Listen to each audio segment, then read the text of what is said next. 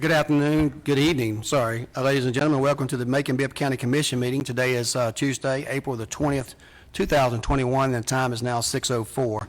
We do apologize for being a few moments late today. We had some other business that need to be taken care of as well as some technical difficulties.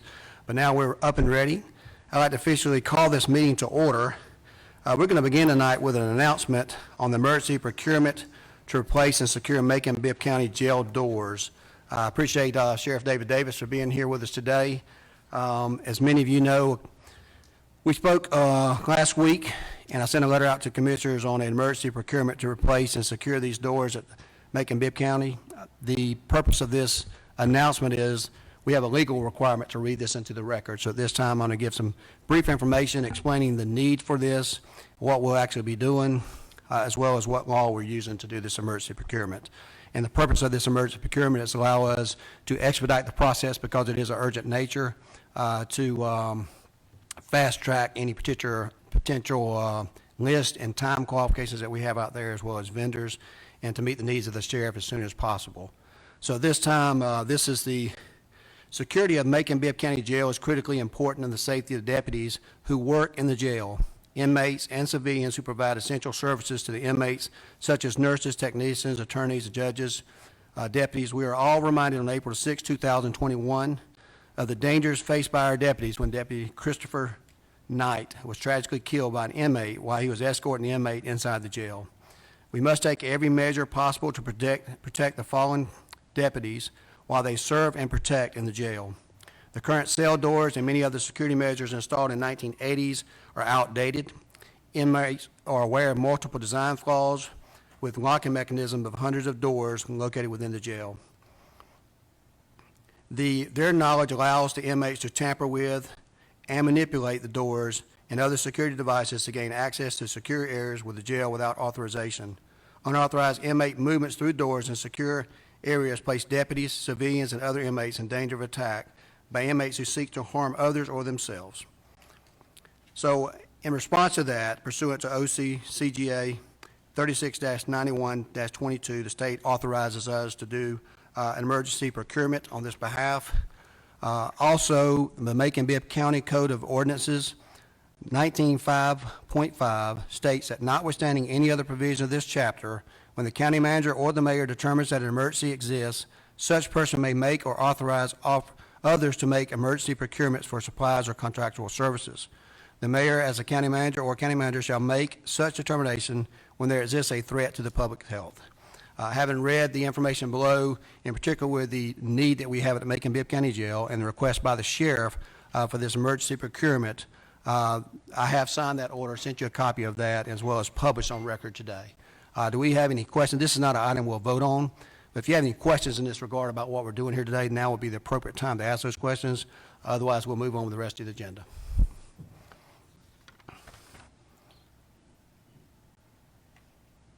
Seeing no questions, we're going to go ahead and move forward with the, I'm sorry, Commissioner Watkins.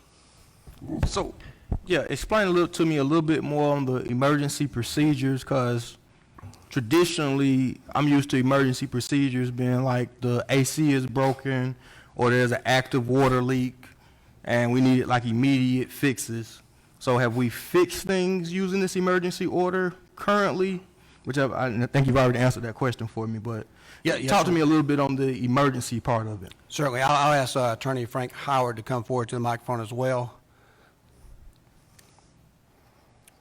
My understanding so far, this procurement is going to allow us to expedite the process and not have to worry about time restraints. There have not been any improvements made to the jail other than general maintenance that the sheriff has had his personnel do, as well as a beginning assessment of the process. But I'll go ahead and ask the attorney to respond to that, please. Good evening. And in response, I'm not here to talk about any security measures in particular. I'll defer all of those such questions to the sheriff.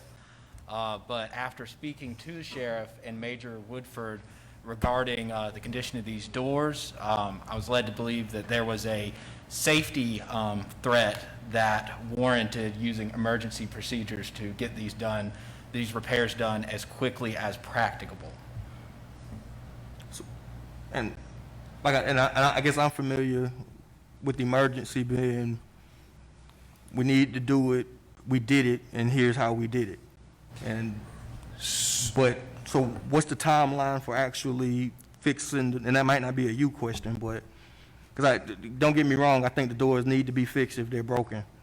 But just in terms of the process, I'm a little confused on if they haven't been fixed yet, why are we talking about an emergency order if we hadn't actually, so, and that's the part that's throwing me. Yeah, I'll let Attorney Groover answer that question. Go ahead. Yeah, that's fine. So, and that's a good question. You can do emergency procurement both in the state and local law, and Frank, tell me if I'm wrong, but I've read both and we've done this before. Either before something like what you're saying, the lights go out or air conditioner breaks down and needs to be fixed, and you have to fix it like that. Or you can do it like this circumstance where it's a lot more involved and you need to identify somebody that can actually do the work in an expedited fashion, which does not lend itself to a request for proposal or sealed bid process or whatever. And then if it's an emergency condition, and it's a discretion of, under our ordinance, it's a discretion of the county manager and the mayor, and the state law, what he just read about whether emergency exists. If an emergency condition exists, which in this case would be public safety and health, then depending on what you're trying to fix or what's involved in the procurement process, if you're trying to expedite it, the purpose of it is to cut out having to go out through the bid process, get people bid in. There's a process that takes at minimum weeks, if not months. And so you can do it under these circumstances.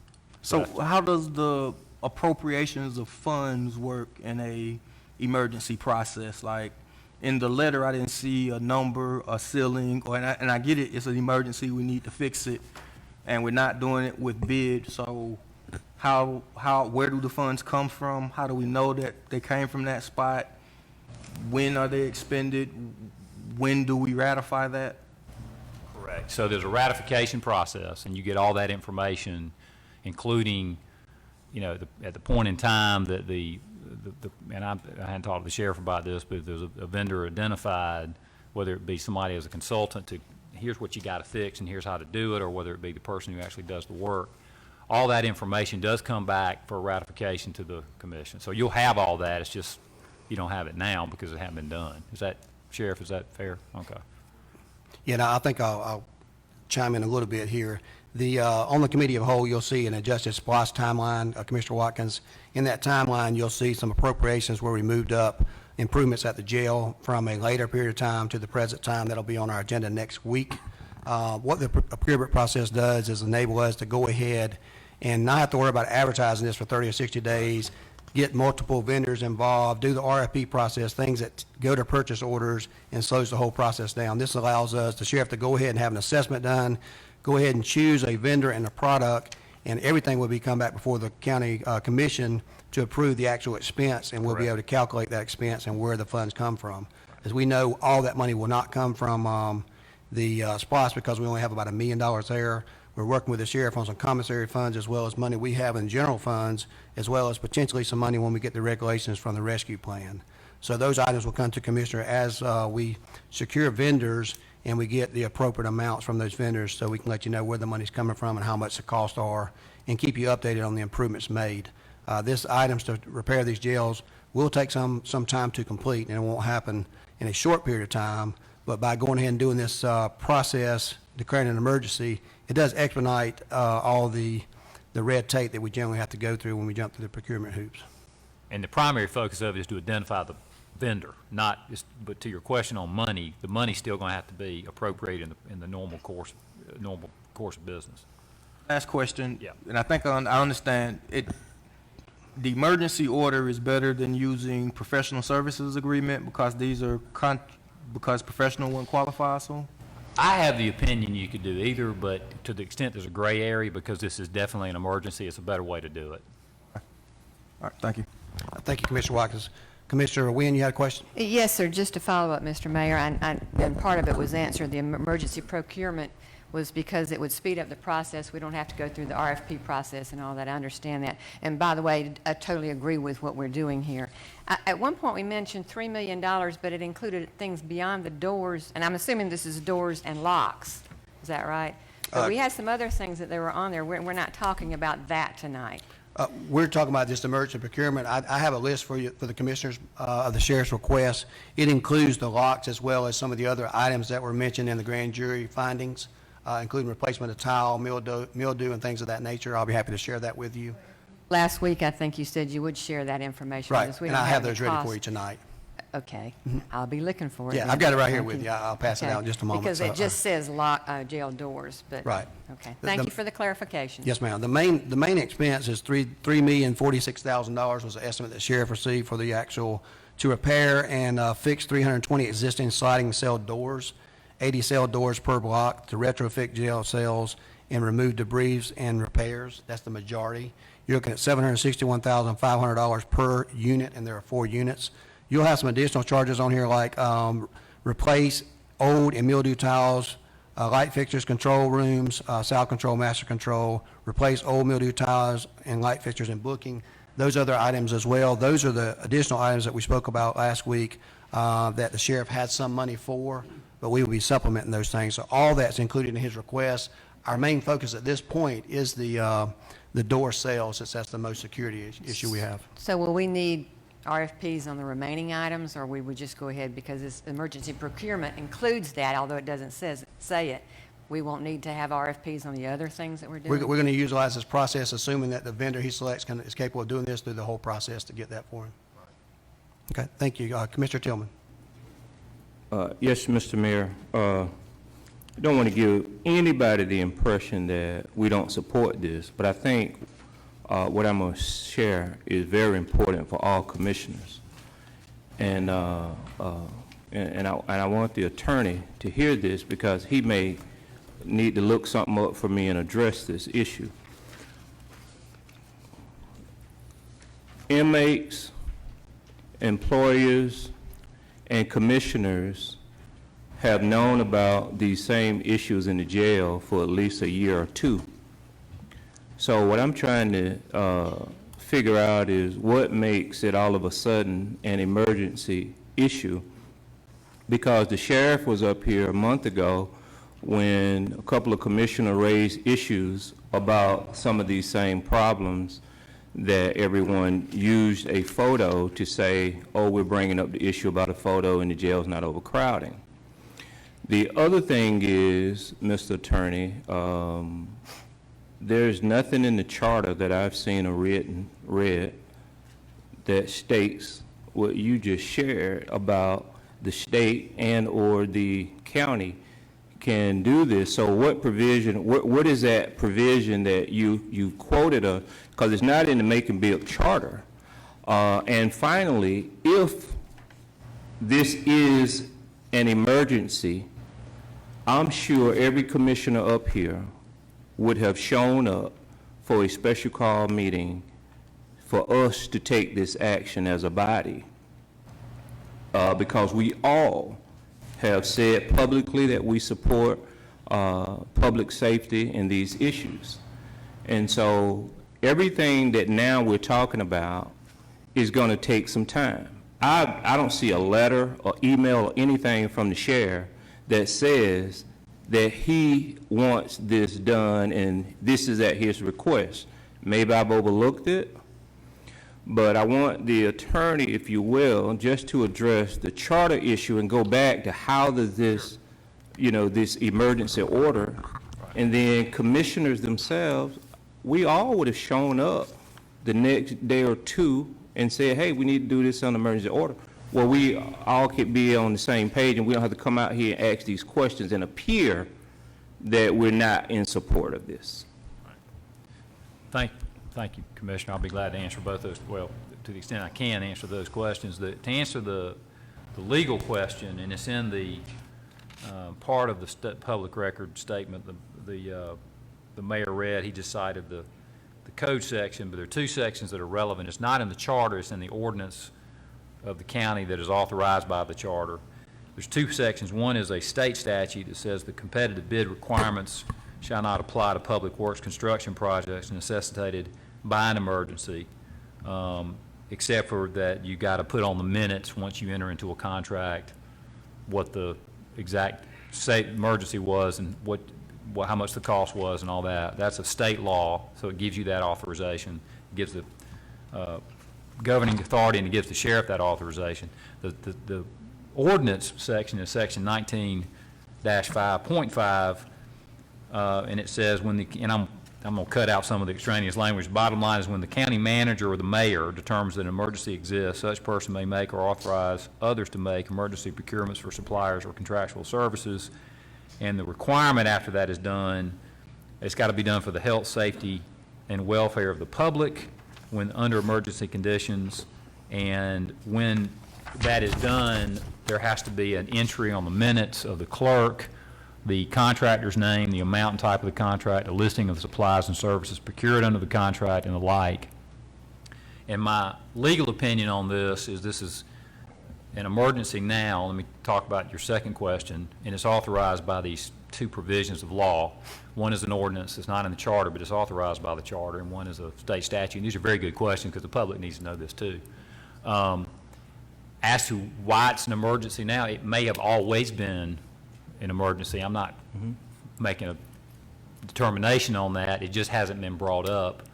And I was asked this legal, and the county attorney's office was asked this legal opinion.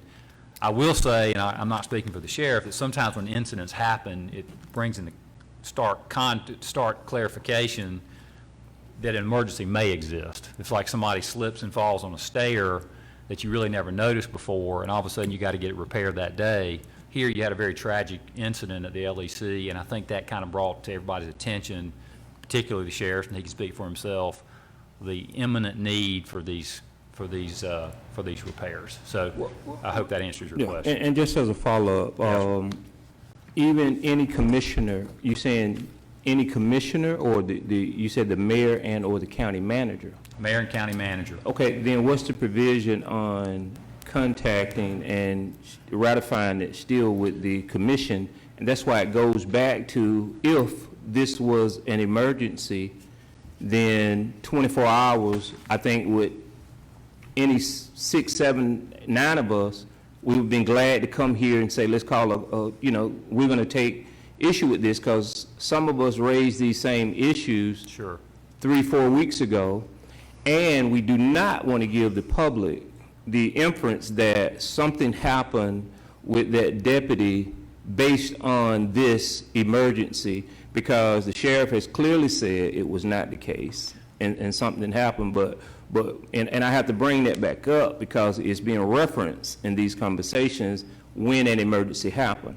I think what we're saying, and y'all need to clarify what why you're saying that to the public, because it may be still litigation and things out there pending. So we just need to clear that up. I totally agree with you. I appreciate that clarification, and I'm not saying in any way, and it's not the case, that what we're doing on this emergency procurement has anything to do with the tragic death of Deputy Knight. But sometimes, you do take a new, fresh look at things. It doesn't really matter for the purpose of these statutes when the emergency started. If one exists in the present, you can use these statutes to deal with it. There will be a ratification process. It will come back before commission for y'all's ratification. So that is in the statute. And just quickly, finally, I support this, but I think there are things that I'm working on, and hopefully, Mr. Mayor and Commissioners, that we can continue to work to show this community, the public, and the Sheriff Department, those men and women, that we wholeheartedly support them in going the extra step and the extra mile besides this, because I think that's been everybody's goal and everything. So thank you for that clarification. Thank you. On that state issue. That's very important. Thank you, Commissioner Tillman. I also just want to remind commissioners that I sent a very detailed letter out to all commissioners. I trust that you received those. We received several responses from commissioners detailing you out the reason for this emergency procurement, specifically what the law says. I quoted the law, the statute itself, and what it says, as well as the facts that I was using to base this on, and the local ordinance. So we've been open and transparent about this process. The sheriff has reached out to me as mayor, as he should, not directly to commissioners, and I wanted a second opinion with the attorneys to make sure that I was on proper legal authority to give him the authority to go ahead and do this before we are able to meet today. So we wanted to make sure that not a day went by. It's not about getting commissioners together for a special call meeting. We can do this without commissioner involvement, and I felt the need to go ahead and do that, and that's why I did a detailed letter to all commissioners explaining to you the reason of my process. I know Ms. Lucas has her light on, and she responded to that email as soon as I sent it out, and I certainly appreciate her efforts. Ms. Lucas. Thank you. I just want to say that some of the questions that were asked were questions that I wanted to ask as well, and I appreciate my fellow commissioners for asking those questions, so I'm filled in there.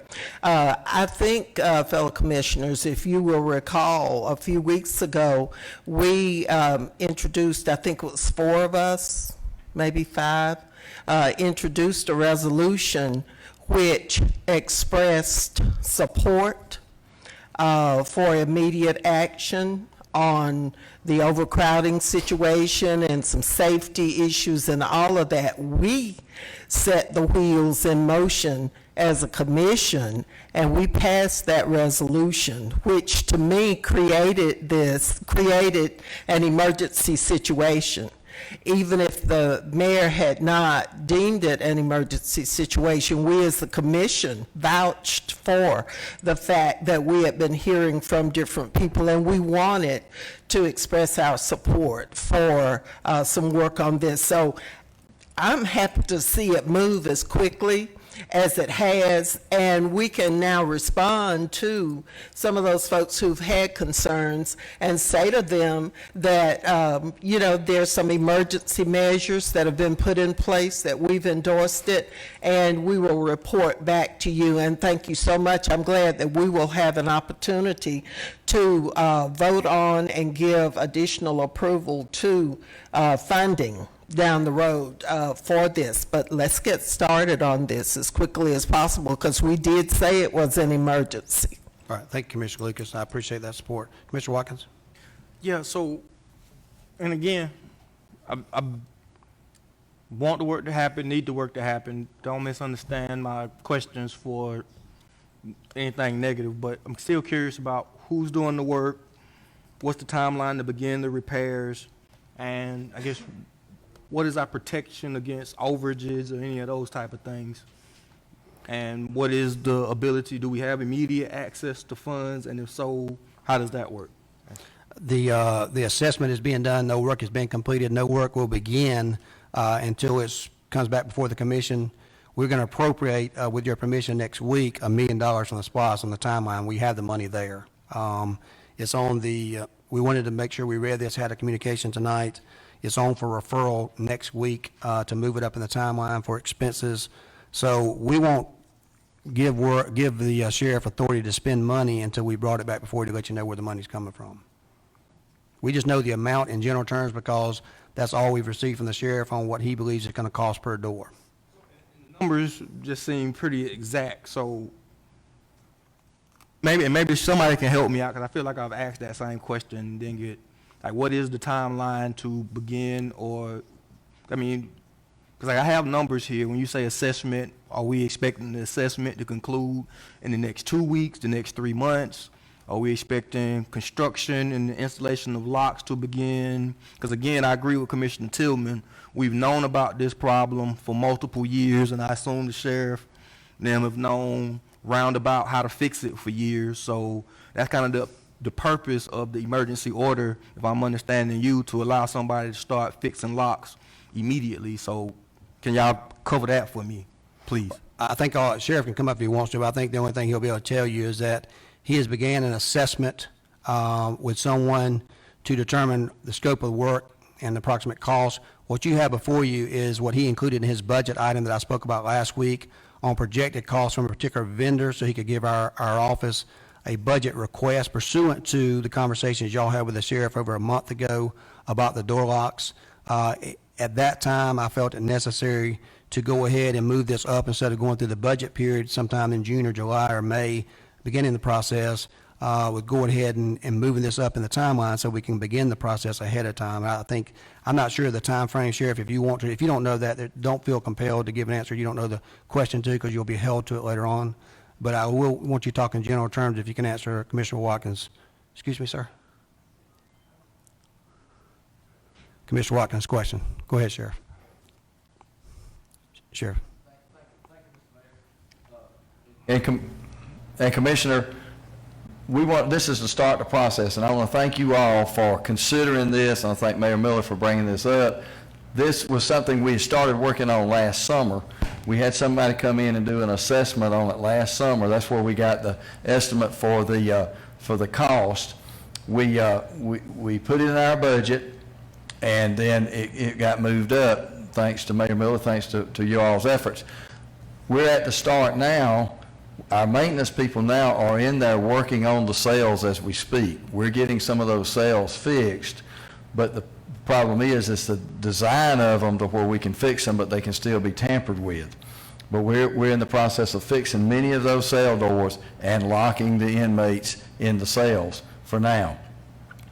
The next step is to do this assessment to see exactly what needs to be done as far as in the cell blocks, what kind of cells need to be put in there, the controls for those cells, all of that needs to be done. We have a contractor that we're talking to start that process. That assessment will be done, as the mayor said, as the county attorney said, at each step of the process, we will be letting the commission know where we're at, what the assessment says, how much these things will potentially cost. Unfortunately, it's not all going to get done in a week's time. It's going to get done. We do the assessment, then we decide what we need to done, and then just the logistics of working in the jail. If you do a block at a time, you have to move those inmates, do that work in that block, then move the inmates back, then move another block. So this is a months long process, potentially into maybe over a year's time to get this done, but we got to start, and that's where we're at today, is getting it started. Okay, so for timeline to begin repairs, I got a question mark, but months long, possibly year process of engagement. Now, who is the vendor that we're engaging with? Well, we have a vendor. We have a couple of vendors. We have the person that we contacted in the very beginning was Warren and Associates, was the person that he does work in jails. He was the first one that had contacted us about had a vendor that does jail locks. But this is a little bit more than just the jail locks. It also has to do with the controllers, and I'd rather have a general contractor that will come in and oversee the whole work and make sure it's done. Now, each step of this, when we determine how much it's going to be and the type of work that needs to be done, that comes before the commissioners, and then the cost associated with that.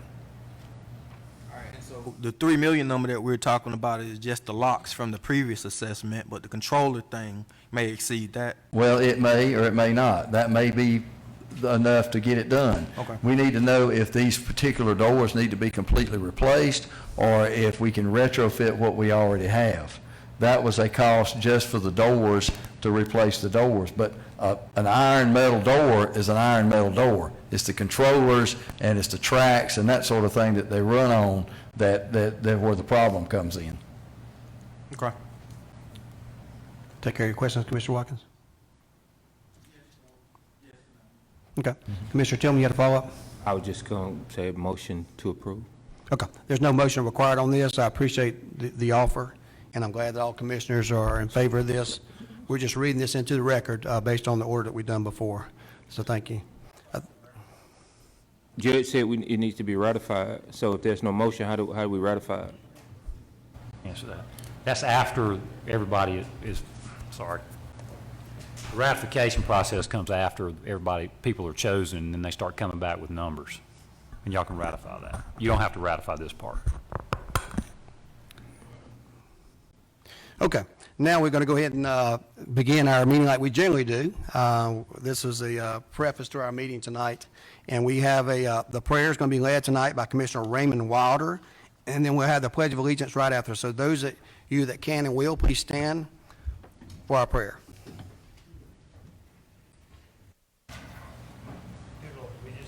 Dear Lord, we thank you for this day. Dear Lord, thank you for this opportunity to serve our county with the men and women of this commission, the mayor, and staff. Lord, help us to seek your will and direction in all that we do as we move forward. Dear Lord, watch over our law enforcement officers, firefighters, and all Macon-Bibb County employees, and keep them safe in their daily duties. Dear Lord, I would like to lift up our state and country leaders and ask you to guide them in all they do. Dear Lord, we ask you for guidance during this meeting to do what is best for all of Macon-Bibb County and its citizens. Dear Lord, I thank you for all these things in Jesus' name. To the flag of the United States.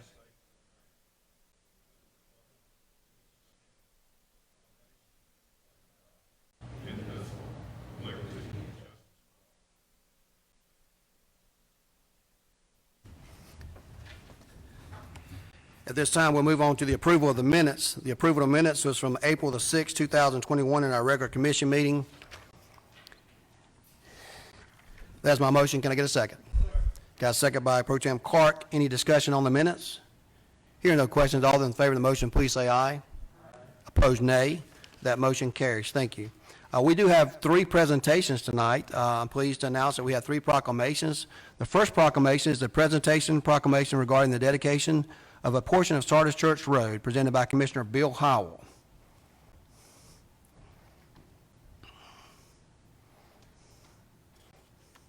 And members of the family, if you would please join him. Okay, so this is my first one. I won't be as eloquent as some of you that do this all the time. But I did take it home and read it, so maybe I don't stumble through too much. Whereas the Macon-Bibb County community lost a valued member and leader on November the 4th, 2010, with the passing of Mr. Kerry V.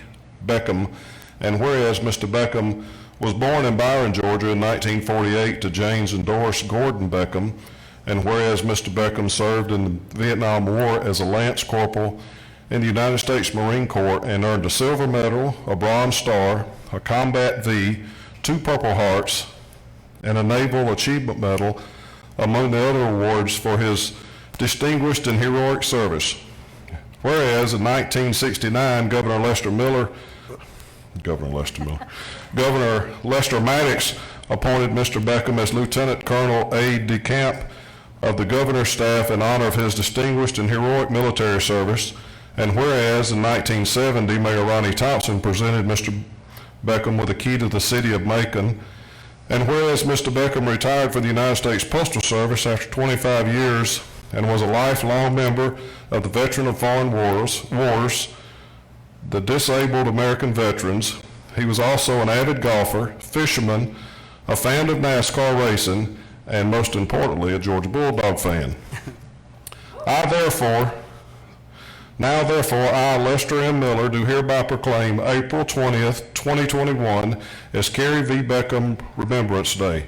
In Macon-Bibb County, I encourage all the citizens to join the Macon-Bibb Commissioners as we honor him for his achievements and contributions to the community, state, and nation by renaming a portion of Sardis Church Road in his name. In witness wherefore, I have hereunto set my name and caused the seal of the consolidated government to be affixed this 20th day of April 2021, Lester M. Miller, Mayor.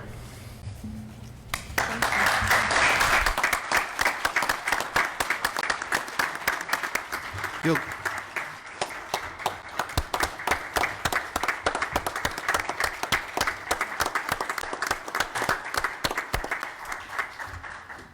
Everybody, I appreciate everybody being here, and I appreciate all the commissioners, and I can't even talk. I only wish that he was here because he was very humble, and he never said he didn't deserve anything because the other people died, and he didn't, but he went through so much, and he never gave up. Far as he was sick a lot because of a lot of stuff from Vietnam, but he never complained.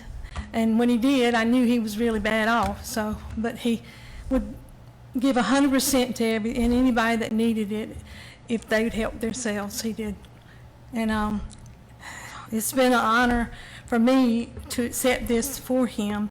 And I know that he's looking down, and he's finally getting what I felt like he should have had a long time ago, and other things too. But that's beside the point now. But thank you. I appreciate everything that everybody's done. Can you tell us who you And my are? son, I'm That's right. sorry, I'm Gail Beckham, I'm his widow, And my son, if it wasn't for him, he helped, because I tried to do this several years ago, but it didn't go anywhere. But he kind of helped me a lot. I don't know what I'd do without him. This is Jody, and so he's a Marine too. But thank you.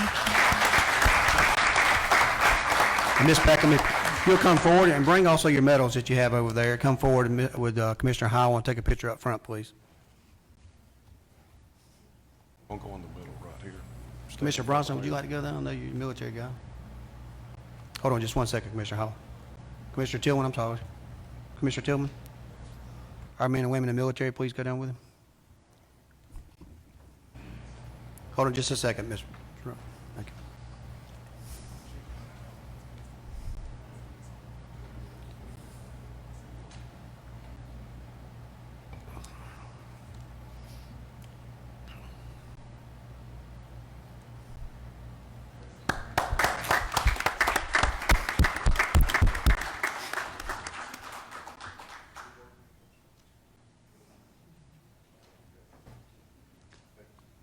Thank you, Jody.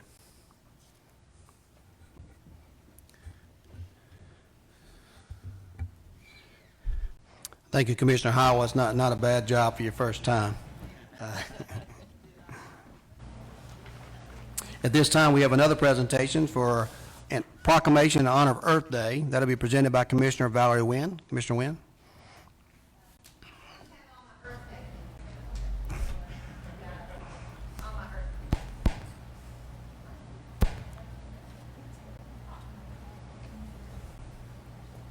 I'm honored to do this because Earth is our home, all of our homes, right? It's Earth Day. Y'all just get in order over here, okay? Okay. And by the way, the last paragraph of these things are always the worst. Whereof, that, thereunto, and all this stuff. Oh, Commissioner Lucas has it down pat. Okay. Let me get on with business here. This is a proclamation from the Office of the Mayor, Macon-Bibb County, Georgia. Whereas the global community now faces extraordinary challenges such as global health issues, food and water shortages, and economic struggles. And whereas all people, regardless of race, gender, income, or geography, have a moral right to a healthy, sustainable environment with economic growth. And whereas it is understood that the citizens of the global community must step forward and take action to create a green economy to combat the aforementioned global challenges. And whereas a green economy can be achieved on the individual level through educational efforts, public policy, and consumer activism campaigns. And whereas it is necessary to broaden and diversify this global movement to achieve maximum success. Now, therefore, I, Lester M. Miller, do hereby proclaim April 21st, 2021 as Earth Day in Macon-Bibb County, and all citizens are urged to support green economy initiatives and encourage others to undertake similar actions. Here's the last thing.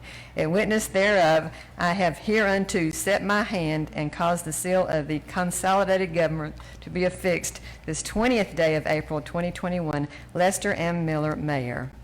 And who wants to take this for us? You can just hold on to it. And let me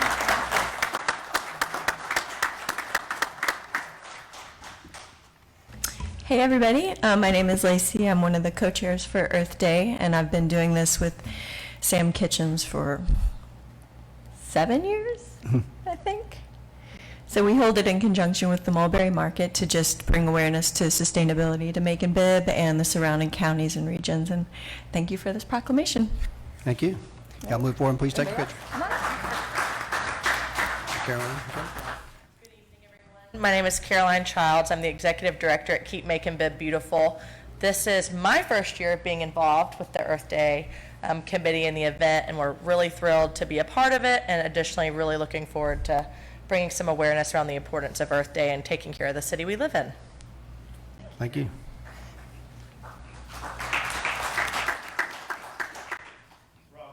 Director of Macon-Bibb Facilities Management for Macon-Bibb government. As Lacey said, we've been doing this annual event for quite some time, way prior to consolidation.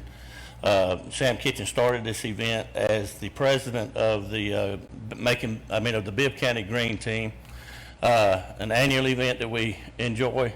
promoting green initiatives and sustainability.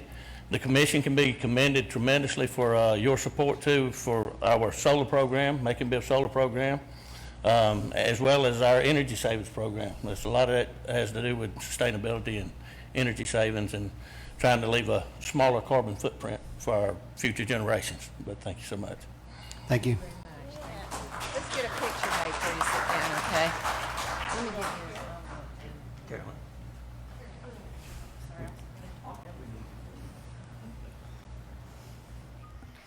Thank you, Commissioner Wynn, and thank you for reminding me that we all live on Earth. We're going to move on next to the presentation proclamation in honor of YKK. And Dr. Henry Ficklin is going to be taking care of that recognition as well for Lee Smith. If members of that party would also come forward, that would be great.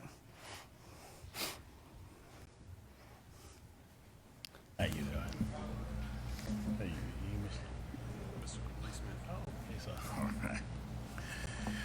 Proclamation, Office of the Mayor, Macon-Bibb County, Georgia.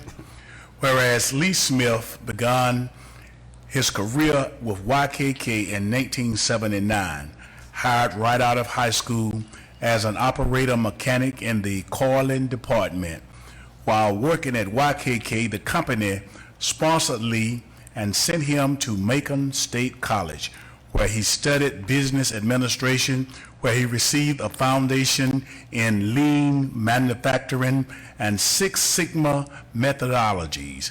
And whereas during his tenure, Lee was promoted to positions of increasing responsibility, including plant superintendent of the PF2 and PF4 plants, operation manager of Cosmolan, Paperhook, and Plastic Notions, director of the PF2 and PF4 plants, director of Side Fasteners, and director of manufacturing operations, and lastly, vice president of manufacturing operations.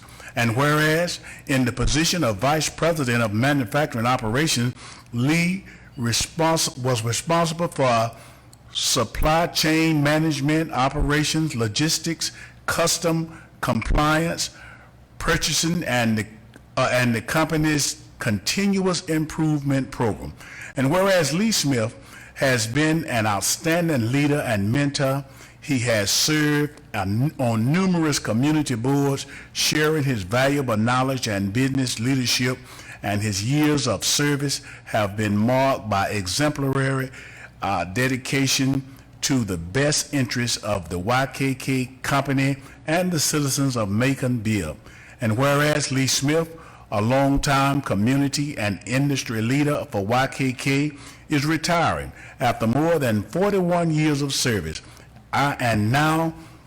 therefore, I, Lester M. Miller, do hereby proclaim April 20th as Lee Smith Day in Macon-Bibb County, and I urge all citizens to join me in congratulating Lee and wishing him the best as he begins his new adventure. In witness whereof, I have hereunto set my hand and caused the seal of the consolidated government to be affixed this 20th day of April 2020. Yes, indeed.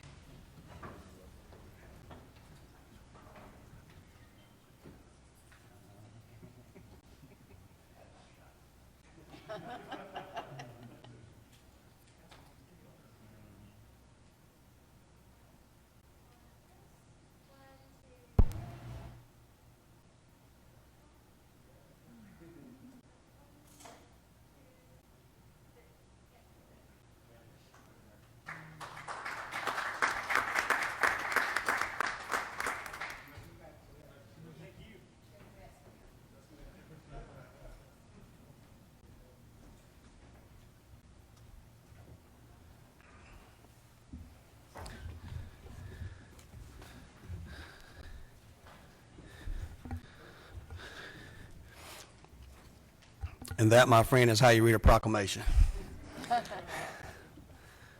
Thank you, Pastor Ficklin. We have no public comments on agenda items that I'm aware of. We're going to begin with 4 new business items. Hopefully we can go through these fairly quickly, but if not, that's okay.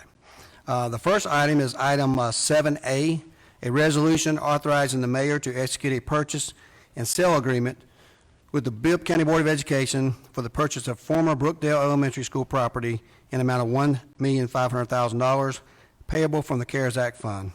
That is my motion. Can I get a second? Second by Pro Tem Clark. Commissioner Jones, you have questions, comments? Just some comments there, Mayor. As one who was skeptical of this to begin with, and there are many people throughout the county who are skeptical, but I want to commend you, and I want to commend you and the many people who planned and coordinated all this, the many people who made it happen, like Commissioner Howell in particular, who I know drove to Tennessee and brought back hundreds and hundreds of supplies that were used and donated. And I want to commend you on your negotiating skills. We haven't had a good negotiating mayor in the office for quite a few years, and you did that because they wanted $5 million and you're doing it for $1.5 million. And some say, who cares? It's free money. Well, I care because if we spend it wisely, we can spend the rest of it on something else. So I commend you for your negotiating skills there, and I know we've had a lot of record of success helping veterans and some others, and as I mentioned to you today on the phone, I want to see those facts so we can spread that good word throughout the community as to the many good things that have happened, that people have found jobs, and if we've turned around and changed lives. And some of these skeptics in the community are, I will tell you, are good people. They're generous people. They just don't quite understand, and we certainly don't want to become a mini example of what's happening on the southern border of the United States of America, unfortunately. But we want to change lives and reach out and give some people a hand up and help them move on to be a productive citizens, and I think that's what we're doing. So I'm as a early skeptic, I'm in support of it, and I will support it. Thank you, Commissioner Jones. Commissioner Wynn. Yes, sir. Thank you, Mr. Mayor. Unfortunately, I'm a late skeptic and maybe not convinced yet.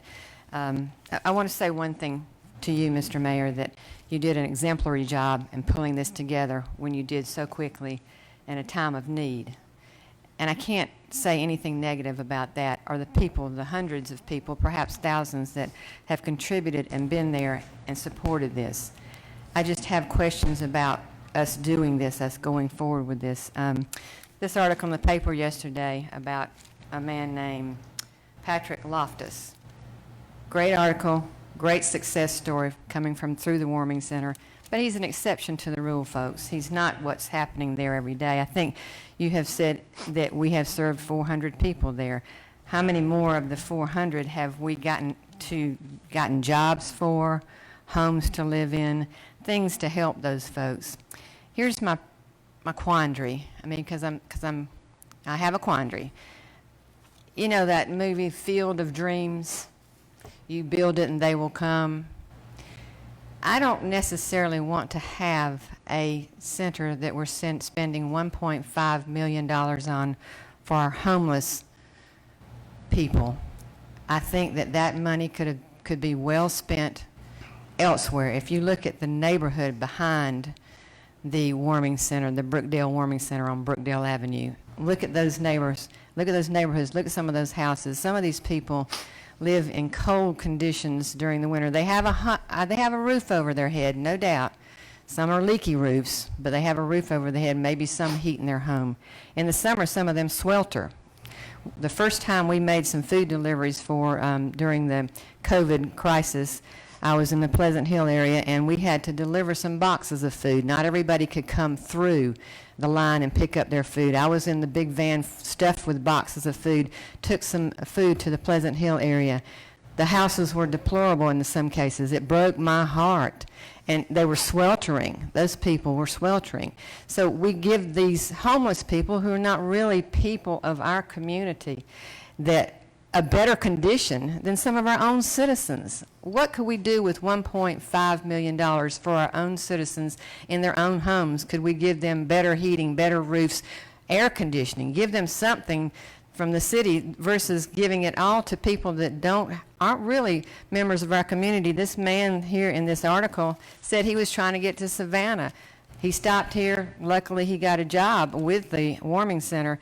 But we could have sent him on to Savannah, too, given him the money to send him on. He said he was just out of money. A lot of these folks that are in the warming center probably are in the same condition. They just need to get somewhere else, but they don't have the funds to do it. I know the sheriff has had funds to get people on the bus to send them where they need to go.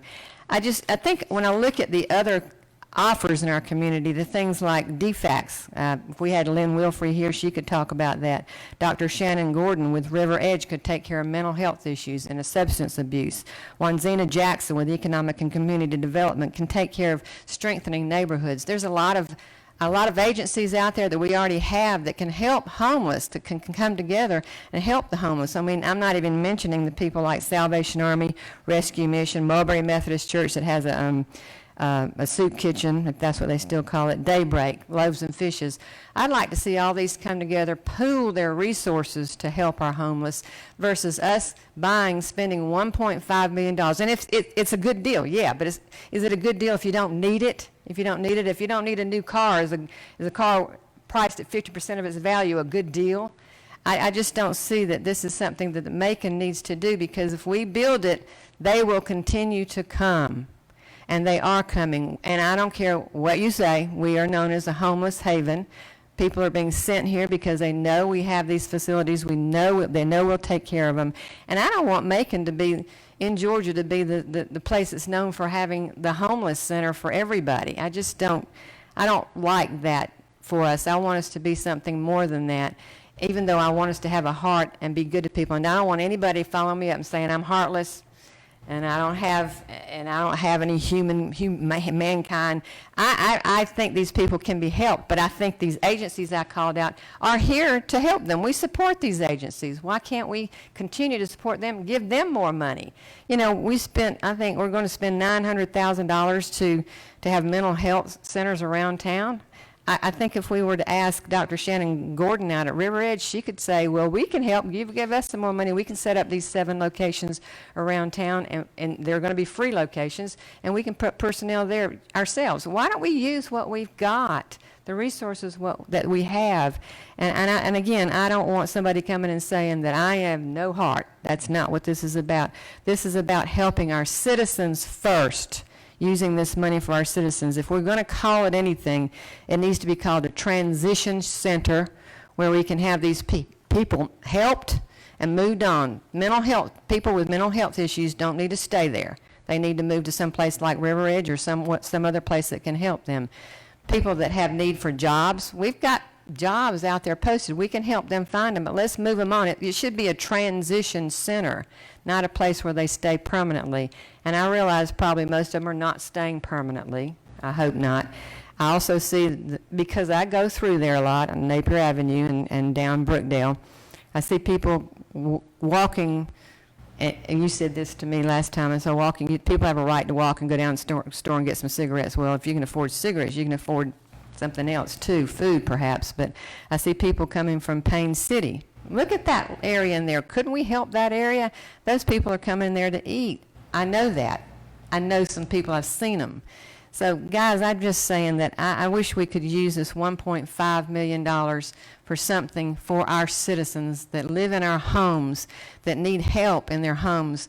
Give them better homes, fix their homes, give them some supportive and food and utilities and things like that. And I know a lot of these things these other agencies do that, but let's support them so they can help the homeless, because once they get out of Daybreak at 5 o'clock, they'll go under the bridge there, right there at the center, at the entrance to Carolyn Creighton Park. And by the way, that road is awful under that bridge as far as the roadway needs to be paved.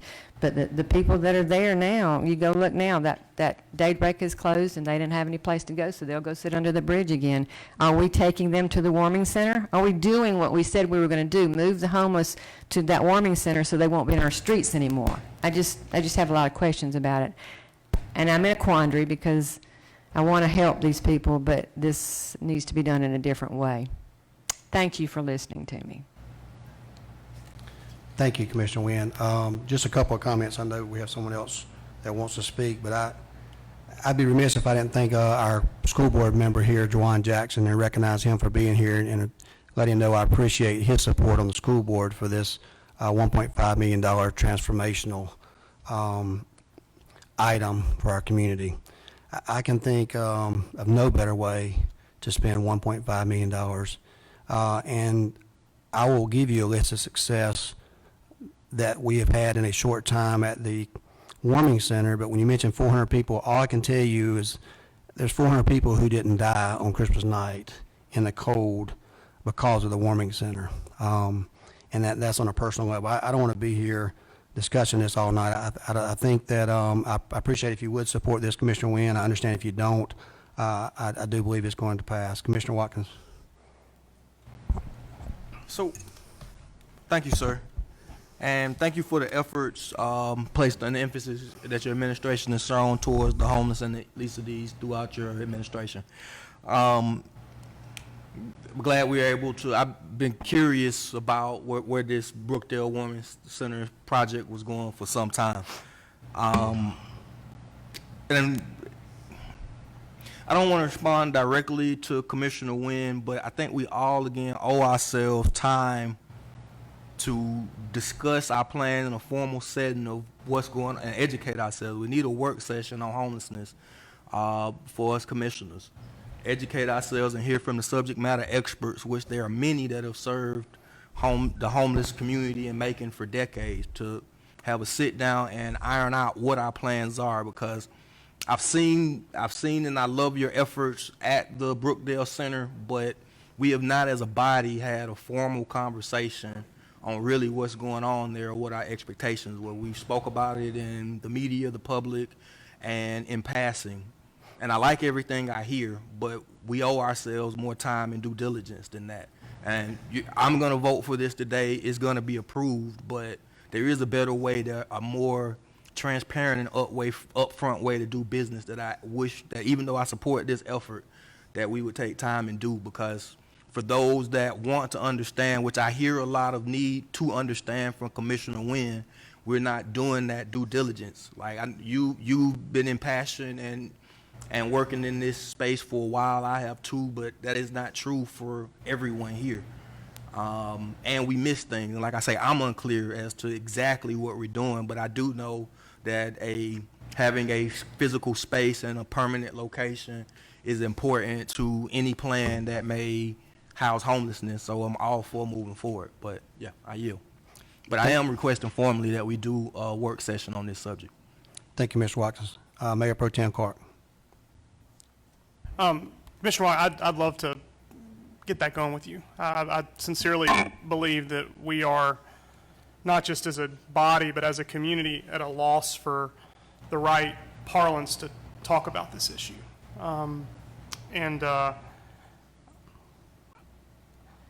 I've worked in homelessness here in Macon. I started as an AmeriCorps member.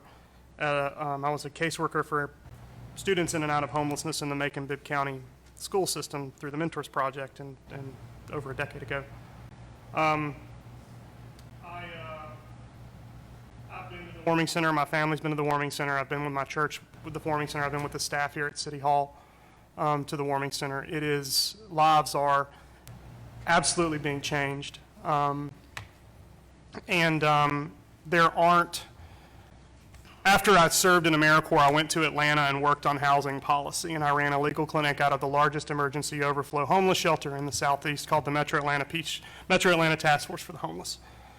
I can assure you, when your municipality doesn't support full-throated support efforts like this, people die, more people end up in jail, and more people suffer.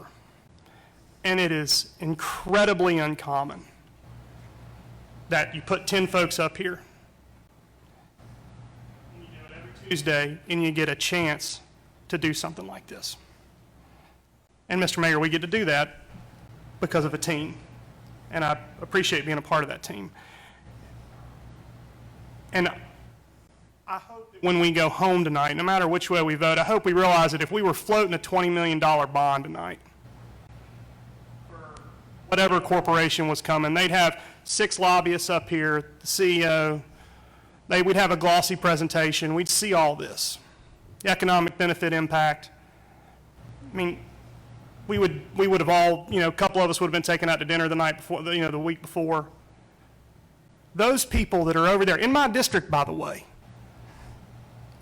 that are sitting over there, they don't have a lobbyist. They got you.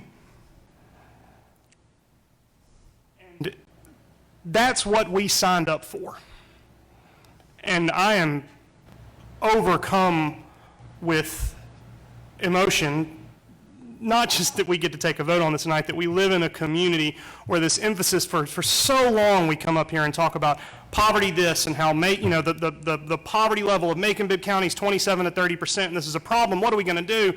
Oh, there's poor among us always, so we can't do anything. No, we can. And tonight we get to make a very small investment, I might add, into alleviating the conditions of poverty in hundreds of families' lives. And it is, I hope we count ourselves as incredibly lucky just to be peripherally, if we're not going to the Brookdale Warming Center, which I cannot encourage all of us up here to go regularly, more, and the public, please go. But just us, we get to be a little spot in someone's life to get them out of there, because I promise you, if we don't, if we're not that little spot, if we don't take pride in that, there will be more suffering in someone's life that's in that building right now. And that, whether we chose it or not, is on us. And I personally believe that when we signed that letter of intent to stand for public office, we did sign up to be their advocates. And so I'm incredibly grateful for the opportunity to be a part of this. I encourage everybody in the public to go see what's going on at the Brookdale Warming Center. It is a magical place of transformation, of transition. And I just am very grateful to be a part of this. Thank you, Mr. Mayor. Thank you, Mayor Jim Clark. Commissioner Jones, you had a follow-up? Just briefly, and to my colleague, Commissioner Wynn, I feel some of the same thoughts you have, but confidence in this mayor because he's going to hold people accountable as he does in every department and in everything I've seen thus far. And I think it is a transition place. I do believe it is a transition place that will change lives and promote people to a better place in life. So I will support it. I understand where she's coming from, and we don't want to be the field of dreams type place, but it's a situation where we can do a lot of good, and the negatives far outweigh, the positives far outweigh the negatives in my mind, so I'll support it. Thank you, Commissioner Jones. Commissioner Nguyen, you had one brief follow-up? Yes, thank you. It is a brief follow-up. As I said, I didn't want people to jump on my back or my case about this because I had my constituents and people come to me in the stores and share their feelings with me about things. Our community is a good-hearted community and wants to help people. That's not what I was saying, that I was against this. And Mr. Mayor, you made a comment that if this doesn't work out, and Commissioner Watkins alluded to the fact of where are we going with this? What are we going to do? But Mr. Mayor, you said that if it didn't work out, we'd figure out something else. We'd use that center for something else. And you know what? I'm going to take your word that we're going to go forward with this and do something for the community right. And for that reason, because of you, I'll put my faith in you, and I'll vote in a positive sense here. But I still have my quandary here. Thank you, Mr. Nguyen. Commissioner Lucas? Thank you. I, too, am kind of emotional about this. Over the 30-plus years that I worked as a teacher and counselor and graduation coach in the Bibb school system, we had to keep count of the children, the 6, 7, 8, 9, 10, 11-year-old children who were homeless, so that we could try and provide them services. Children who were homeless, and every year we counted around 300 students who were homeless. And so that has not changed. It's changed a little bit because of some of the agencies that have been named here tonight. And those agencies do the very best that they can with their limited resources. But this is an opportunity for us to really make a difference. And I agree with the commissioners who have said that we do need a little more information on poverty. We need to revisit that Macon-1 study that we got the results of a couple of years ago, where they said according to your zip code, according to where you live, your life expectancy was 10 years less than some other folks in Macon-Bibb County. And then it had a list of the numbers of homeless people in different age categories and the poverty level. Now, people don't just wake up and say, I want to be poor, I want to be homeless. There are things that happen in all of our lives that, what's the saying? But by the grace of, Reverend, what's the saying? But by the grace of God go I. We need to think about that, because a lot of us are a paycheck or 2 paychecks or a pension check or Social Security check or whatever away from being homeless, and our constituents are as well. And because you represent a mostly affluent, or it may appear that it's an affluent district, does not mean that you can sit back and think that you don't have homeless folks in your district. So it is my pleasure, my honor to support this. I'm glad to see it. As someone who has family and friends and folks that I care about who could become homeless or who may be, and all of you have family and friends as well, who, if they are not homeless now, they could be tomorrow. You have a mental illness in a family. You lose a job, and then you don't have a way of taking care of your family. And then you lose your home. You are homeless. So we've all got to, we've got to think about this. We need more information. We need to revisit all of those statistics on Macon-Bibb County, and I think it will hopefully open some eyes. But I am amazed that there's anybody who can't see beyond what we're doing and how beneficial it will be. I have every confidence that this is going to work on behalf of our constituents, because we've needed it, and people are going to come whether we have the warming center or not. So there's no such nonsense about if you plant the field, if you make the field, they'll come. That's, all that doesn't even apply. Commissioner, thank you, Commissioner. Thank you. I'm about finished, but we have got to support this because it's what our citizens need. Thank you, Commissioner Lucas. Commissioner Tillman? Yes, sir, Mr. Mayor. I think we have to be cautious and careful for those that are always consistent on what they support and do not support. And we don't need to look at it either way in a negative light. With all due respect, Commissioner Wynn and Commissioner Watkins are very consistent on the homeless issue.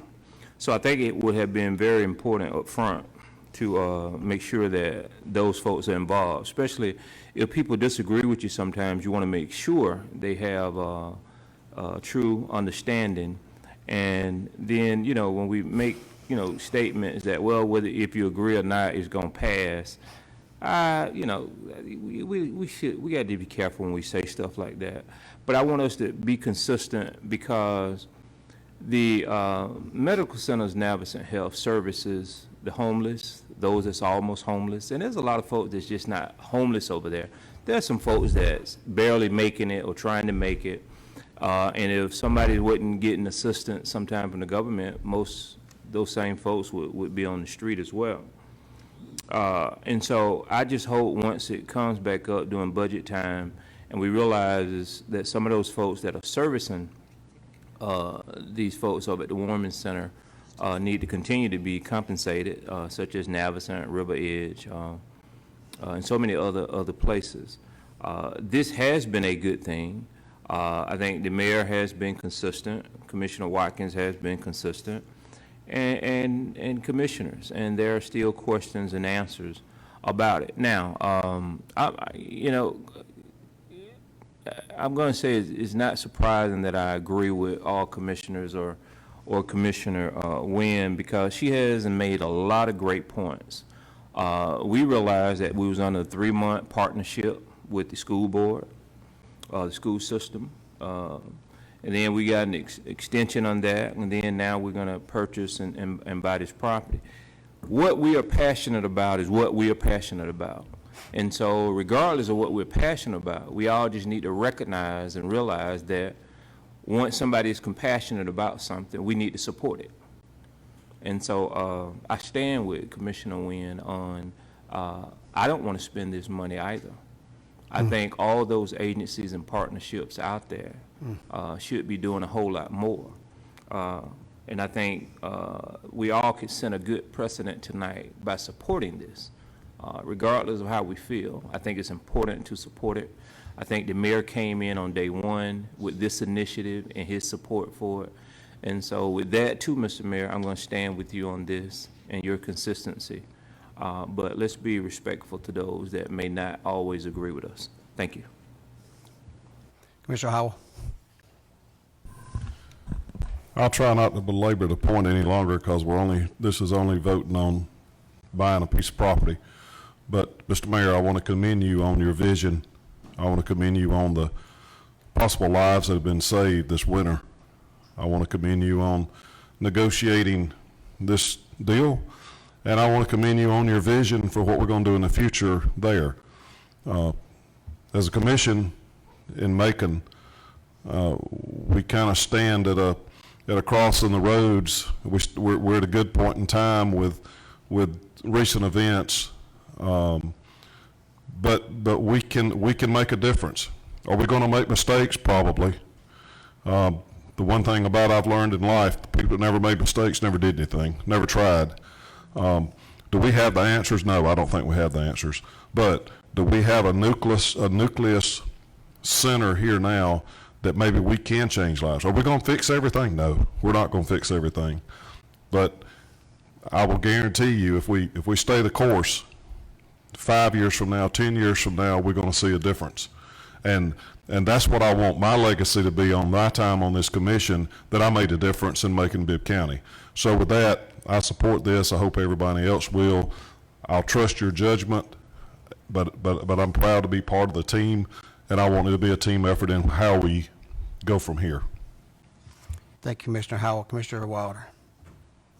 Brief. I have been involved in this since pretty much day one in the warming center. I count it a privilege to have been involved in this. Each time I have been over there helping out, or even with my whole family one particular Sunday night, there are children there. There are children there that need help. And We've always had homeless in Macon. We are trying to do something about it.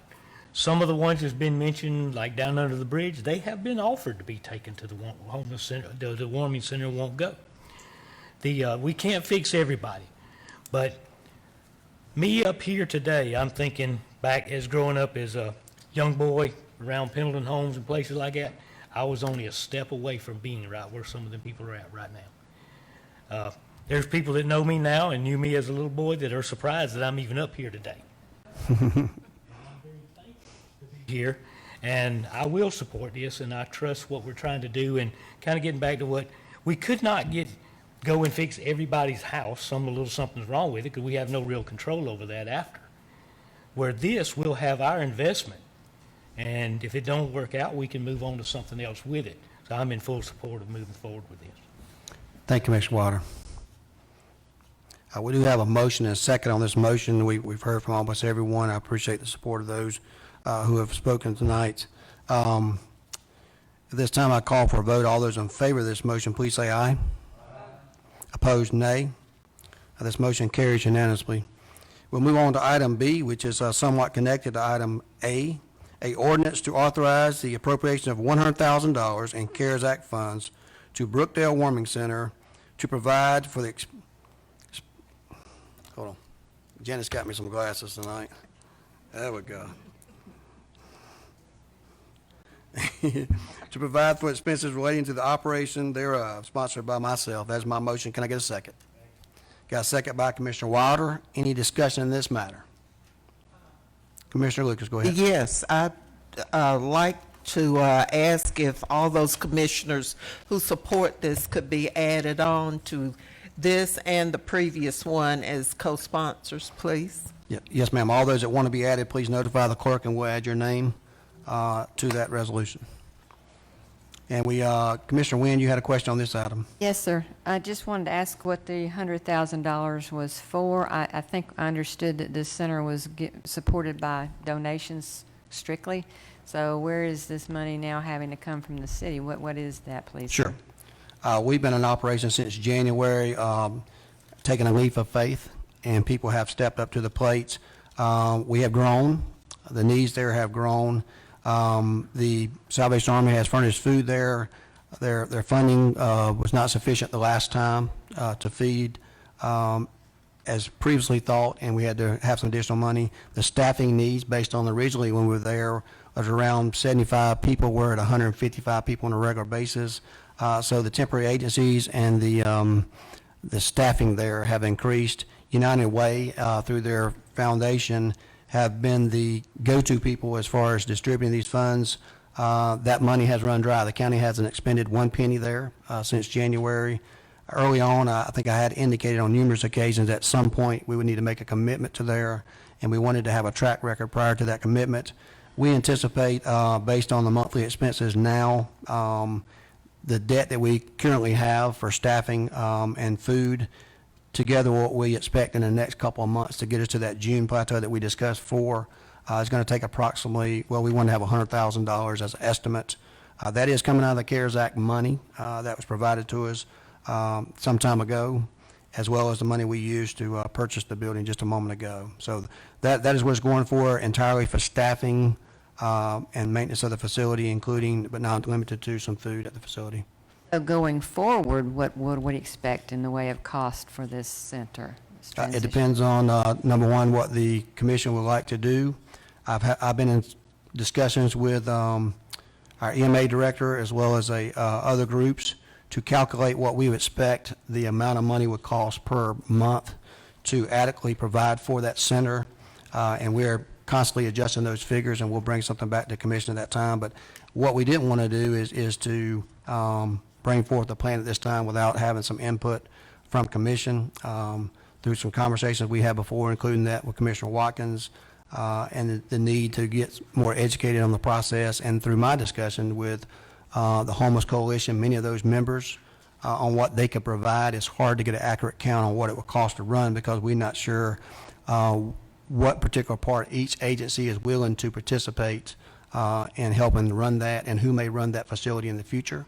It is my intent, and I will tell you, it's my intent to come back before this commission after we get the regulations from the federal government on the Rescue Act plan. We believe, and our conversations with them has been, that they have funds allocated for this very important need, COVID and homeless, but those experiencing homelessness. And I will be making some recommendation at some point after discussion with the entire commission, a recommendation on how we would proceed on a annually basis at that facility. So those items are unknown at this time on what it would cost to run, just based on the capacity there and what type of services we're going to have there. This amount is just getting us through what we have accumulated so far and what we expect to accumulate over the next few months. So since we are going forward with this, it's obvious, and I have no problem with that. I want to reach out to our community who they have given support. Don't stop now. This is not the time to stop. We're just getting started apparently in this. So I'll make an effort to try to make sure these people that gave before continue to do that, because if this is going to be something that we support, the community needs to come forward and do what you have been doing. Don't stop now. This is not something you can stop doing. This is an ongoing problem, and it will continue to be an ongoing situation. So I ask those community members that have given before to continue to give in the future, to defray the cost and be a part of this. Be a part of this. Show your support. Thank you, Commissioner Wynn. We will have those conversations together as a group. I do, my intention would be to make a recommendation at some point in time to the commission that we enter into a public-private philanthropy MOU with someone to run this with an oversight board, but that is for a further day after lengthy conversations publicly with the commission. So at this time, Commissioner Watkins, you have a question? I'm a little scared to ask. Again, 100% support the effort. I need the Women's Center to stay open. But we are a municipal corporation, and there has to be a way that we do business transparently. So help me out. The 100,000, that's 50,000 for May and June? No, sir. I see Ms. Moore has left the building.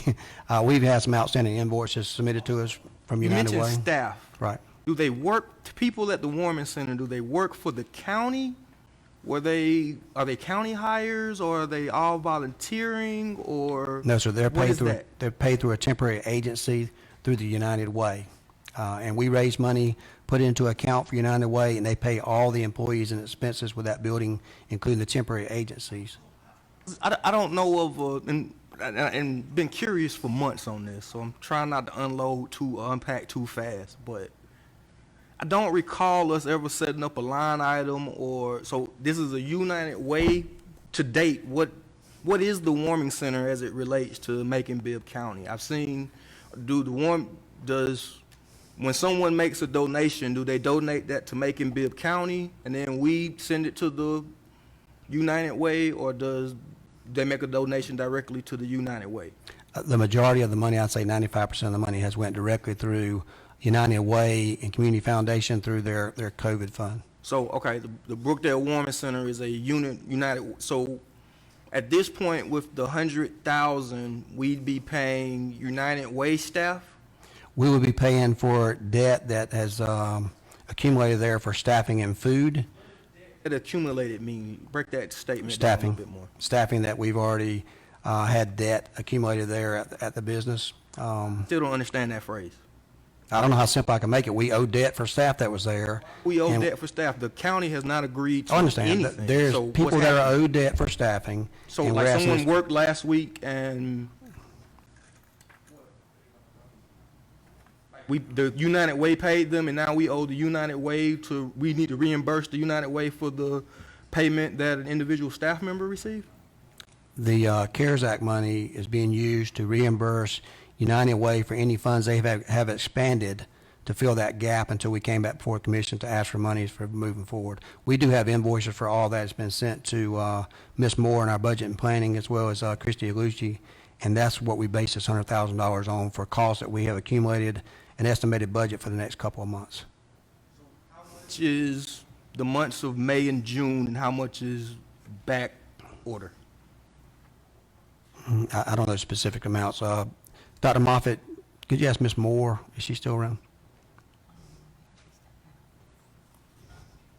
And I'll yield. Those seem like kind of basic, but I'll yield. Commissioner Howard is for next, so if you want through Commissioner Watkins, I'll move to Commissioner Howard.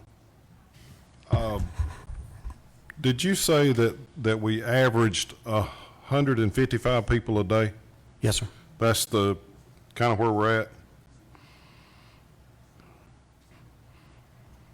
So I just want to point out that if we're talking about this is going to carry us through the end of June, and we've averaged 155 people a day, that's 180 days. And we're talking about $100,000, and this is the only money that we put in out of our collective pocket because everybody else has donated. Am I understanding that right? That's correct. Okay, so I just want everybody to know that's $3.58 per person per day that we're investing in our community. I don't see why we're having much discussion here. Thank you, Commissioner Howell. Excuse me.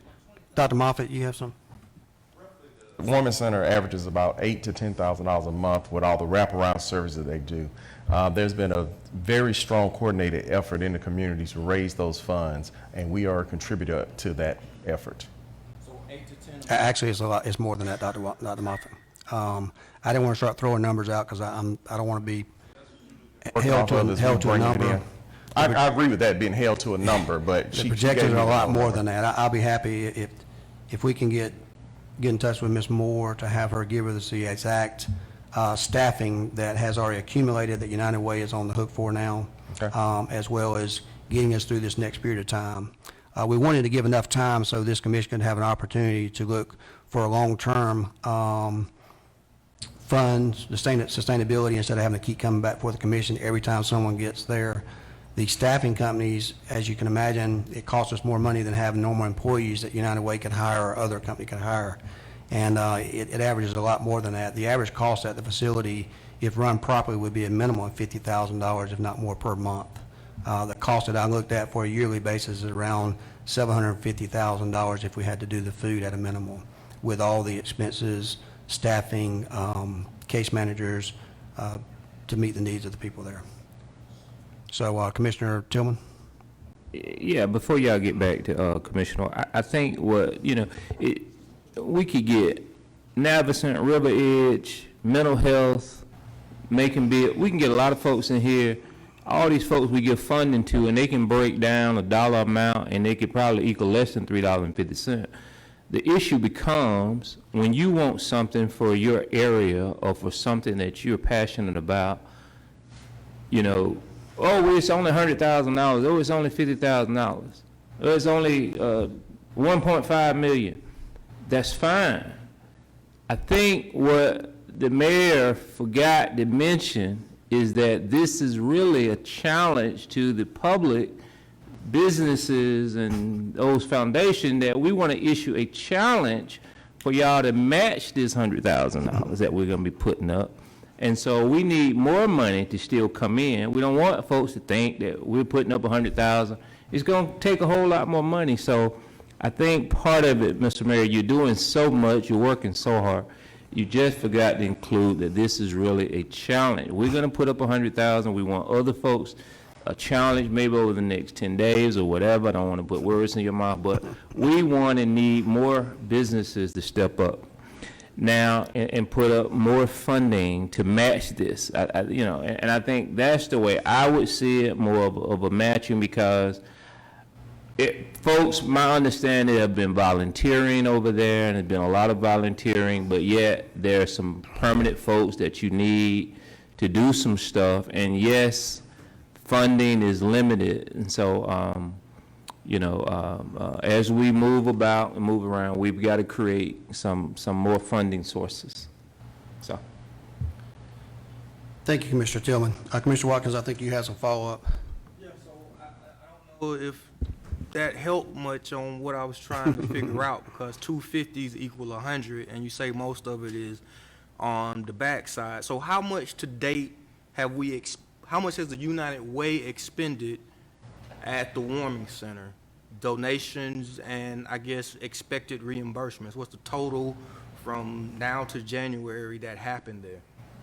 And again, I'm all for the 100. I'm gonna say yes, even though there is absolutely no attachment or any line items breaking this down. It's very strange from a business standpoint, but my heart supports this, and I know that you can't afford or we can't afford much delays or people will be hurt. But there's a basic abutment to the city duty we have here to be able to answer these questions.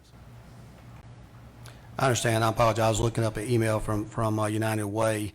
The current balance owed on temporary services is $30,020.72, and they got $4,925.04 left in the fund.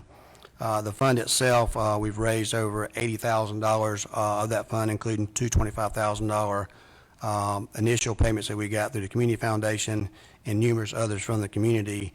They estimate with the capacity that we have there now and the current burn rate on staffings to be $50,000 a month for the next 2 months.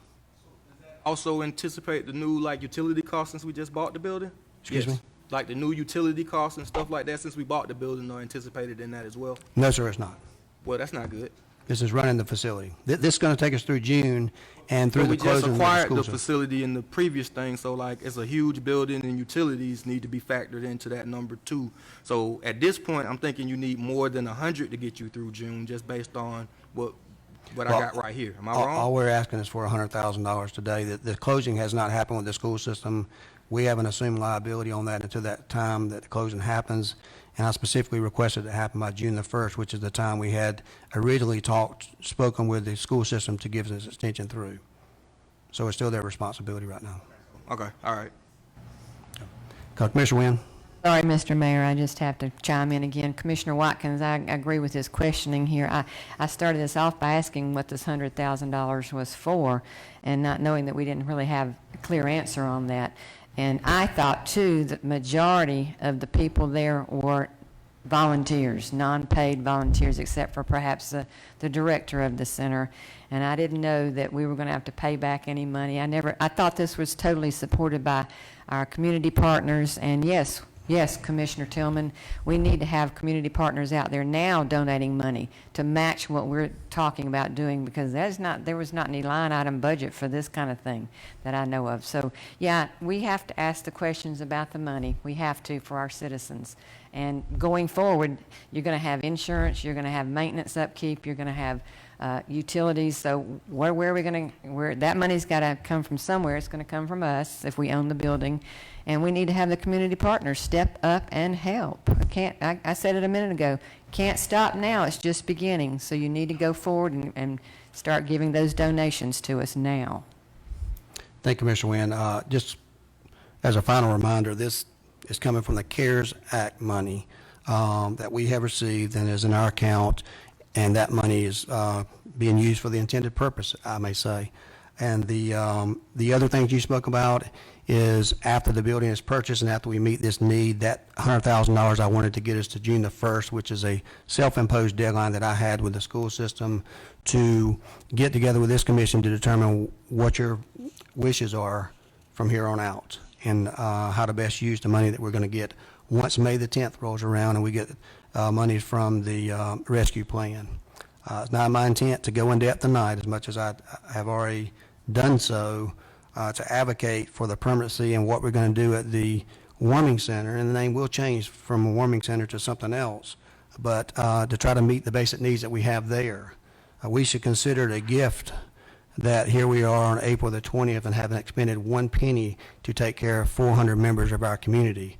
And I'm not being not contesting anything anyone said, just want to make that point.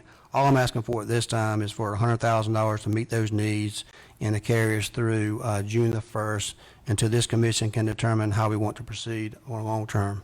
Commissioner Lucas? Yes, so is it your plan to give us an update? When would we get the figures and all that people are asking? Yes, ma'am. My plan is to first get the regulations from the Rescue Act to determine what we can use this for, to calculate the amount of money that we have remaining in the CARES Act, and to get the accurate figures, what it will cost on a permanent basis for staffing. The reason I don't have that now is because we've been working in conjunction with a private and philanthropic group that may be willing to contribute some of these staffing positions that we have. So we're trying to get that down to a minimal. The other thing is sustainability. I want this thing to be a very good transition into permanent housing. And it goes right along with blight and the initiatives that we have put forth, and the jobs program through the workforce development. But all those things now are things that we haven't got the final answers to, because we haven't been in communication on those specific issues with the commissioners, because quite honestly, we've been waiting on a daily basis for the last 30 to 45 days on what the regulations are on the money we may receive. And the last thing I want to do is commit to you that we're going to do something out of money without getting the regulations to know we can use it for the intended purpose. Right. It's certainly the right of elected officials to request detailed information, and I think that that's what everybody would like to see, because we have to explain it to others when they ask us about this. But I remind everybody sitting here, and it wasn't everybody, but we in the past sat and we approved without any kind of hesitation $5 million for the Grand Opera House, $1 million for nice Seats. custom seats. And when the seats didn't work, I guess folks' tushies were too something. But when the seats didn't work, they came back, and nothing against the Grand Opera House. We put it in the SPLOST. But we came up with $5 million for that. And when they came and asked for a custom carpet, we approved it without asking who else was going to support any of it. Many who are sitting right here went ahead and said, oh yeah, fine, no problem. You know, we get some nice chairs for your tushes. And then the custom carpet, yeah, go ahead and we'll give you another few million to have some custom carpet designed and installed in the Grand Opera House for people to walk on. Now, I'm not belittling cultural arts and all of that. It's a wonderful building, and we did that. But we were talking, we allocated $5 million of SPLOST money for that. And I just want us to compare what we're talking about. We're talking about people, our constituents, and helping them. And I'm pleased, Mr. Mayor, if it's time to vote, I'm ready to vote on this. Yes, of course. Are you calling the question? Yes. Okay. Yes. That's a non-debatable motion. A motion to call the question. We have a second? Second by Pro Tem Clark. Only on calling the question. All those in favor of calling the question, please say aye. Aye. Opposed, nay. Okay, motion carries. We're going to call the question. At this time, we have a motion and second on ordinance authorizing $100,000 in CARES Act money to fund Brookdale Warming Center. All those in favor of the motion, please say aye. Aye. Opposed, nay. That motion carries. Going to move on to item C. Maybe this will be a little bit less controversial. A resolution authorizing the mayor to accept an easement from the Macon Cemetery Preservation Corporation for the completion of the Old Muggy Heritage Trail, Linwood Cemetery Connector, and Pursley Streetscape projects in exchange for payment of $75,000 payable from fund balance. That motion is sponsored by myself and Mayor Pro Tem Clark so far. Pro Tem Clark, would you like to make that motion? Got a motion by Pro Tem Clark. Do I have a second? Second by a whole bunch of people. Ms. Ross, you're going to think. Any questions in that regard? That's a sponsor, too. Thank you, Ms. Lux. Anyone like to be made a sponsor, please let Ms. Ross know and she will do so. Any questions in regards to the $75,000 for Linwood? Yep. Yes, say that this is wonderful, that this is an opportunity for preservation of Linwood Cemetery. There are a lot there's a lot of history in Linwood Cemetery, and back during the Jack Ellis administration, we were able to kind of culled together the money to purchase that from a reluctant owner who just, I mean, graves falling in, you know. And so we were able to get it. And now this is an opportunity to really help Linwood to get to where it needs to be. So I certainly support this. And I think it's an opportune time since we're doing Riverside, we're taking that over. Yeah, and so Linwood needs to get some assistance as well. Thank you, Commissioner Lucas. Just one point of clarification, we're still in discussions on the Riverside. There's not been a Oh, are decision you? made on that, but we are still in discussions. We do have a motion and a second. Thank you for those comments. All those in favor of the motion, please say aye. Aye. Opposed, nay. That motion carries. Move on to item D, which is a resolution authorizing the mayor to accept an airport COVID relief grant from the Federal Aviation Administration in the amount of $1,005,812 with no local match. That's no local match. For the purpose of providing relief for airport operations affected by COVID-19. That is my motion. Can I get a second? Got a second by Commissioner Howell.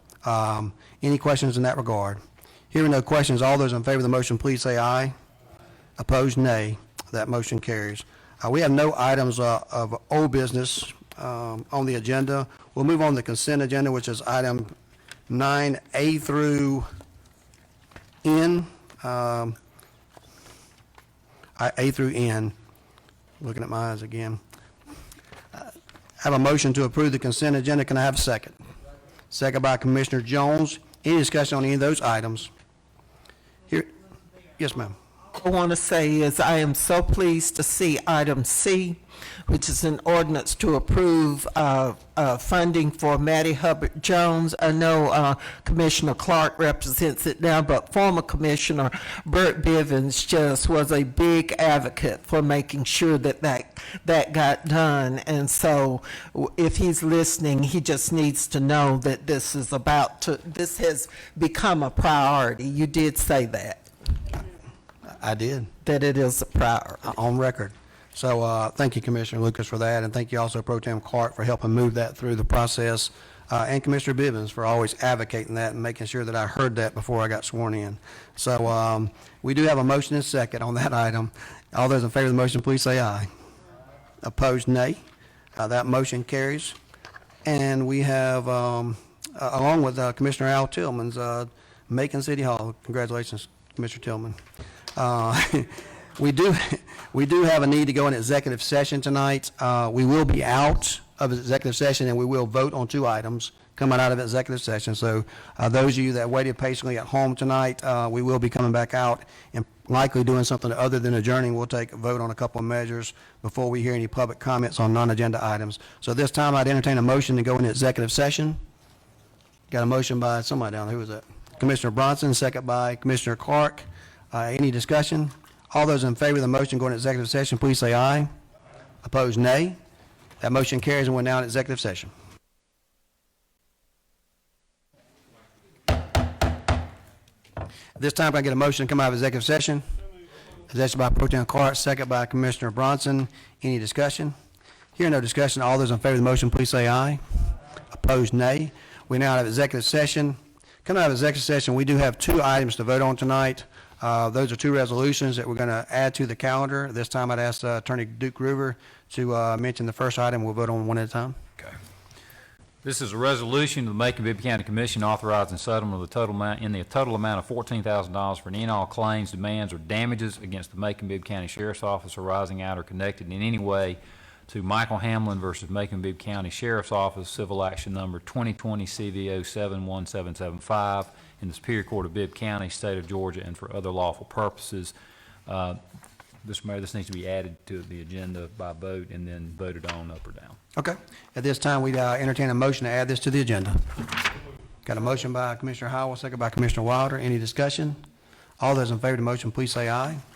Opposed, nay. That motion carries. It's now added to the agenda. At this time, we move for a motion to accept the recommendation. Can I get a motion? A motion by Commissioner Howell, second by Commissioner Wynn. Any discussion? All those in favor of the motion, please say aye.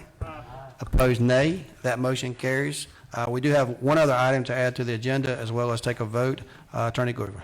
A resolution of the Macon-Bibb County Commission authorizing settlement of the total amount of $25,000 for any and all claims, demands, or damages against Tyler Feudner and the Macon-Bibb County arising out or connected in any way to Fernandez Taylor versus Tyler Feudner and Macon-Bibb County Fire Department. Civil action number 20 SCCV 092064 Superior Court of Macon-Bibb County, State of Georgia, and for other lawful purposes. We need the same procedure. Thank you, Attorney Groover. Can I get a motion to add that to the agenda? A motion by Commissioner Jones, second by Commissioner Wynn. Any discussion? All those in favor of adding that item to the agenda, please say aye. Opposed, nay. That item is added to the agenda. This time, we'll take a formal vote on the recommendation made by Attorney Groover. Can I get a motion to accept? Motion by Commissioner Wilder, second by Commissioner Jones. Any discussion? Hearing no discussion, all those in favor of that resolution, please say aye. Opposed, nay. All right, that motion carries. This time, do we have any public comments on non-agenda items? I do not see any. I do have one request for personal privilege. Commissioner Wynn? Yes, sir. I almost forgot about it and all the excitement tonight. I had, last week was kind of an uplifting week, and then it went downhill. I'm talking about last week going to where we took down the first two blighted houses over on Pinson Street, and several of the commissioners were here. Commissioner Bronson, Wilder, and Howell, I think, were there. And then to see, I think it was on Facebook, Commissioner Howell, that you went back out to that site. They cleaned up those horrible tires and just a mess in there, cut the grass, made it look nice, and then go back and there's stuff all over the place. It just breaks my heart, and I'm saying this to the community if you're listening to this, that, we're better than that. We shouldn't be trashy. We should be classy as Macon, and we shouldn't be throwing stuff out like that. And I'm proud to say I believe our own detective here, Commissioner Howell, caught one of the culprits that were doing illegal dumping over there again. So people in the community, even if you don't own a house and if you rent, make your surroundings look good. Keep it clean. I can't even fathom why people want to throw trash out in the road. Keep it in your car and get it home and throw it away when you get home. But I just say that last week was up at the top, when we tore down those houses, and it was a great thing and cleaned up over there, and then to see it getting messed up again. Folks, quit doing that. Let's be better than that. Thank you. Thank you, Commissioner Wynn. We did demolish 2 houses last week and another one this week so far, and we got several others planned for this week to demolish as well. Also, want to let commissioners know there's been a press conference scheduled for tomorrow at 2:30. If you want to be here, that's fine. Certainly don't feel obligated to. We know that you're always there, even when you're not there in person, that you've got other things that you need to do, or maybe watching us in the safety of your own home. But we do have just some update on the Clean Streets Matter campaign we had with some facts and figures on what actually happened that day, along with an announcement on the next date that we'll be doing the same thing again. So stay tuned for that. If no further business brings us here today, this meeting is hereby adjourned.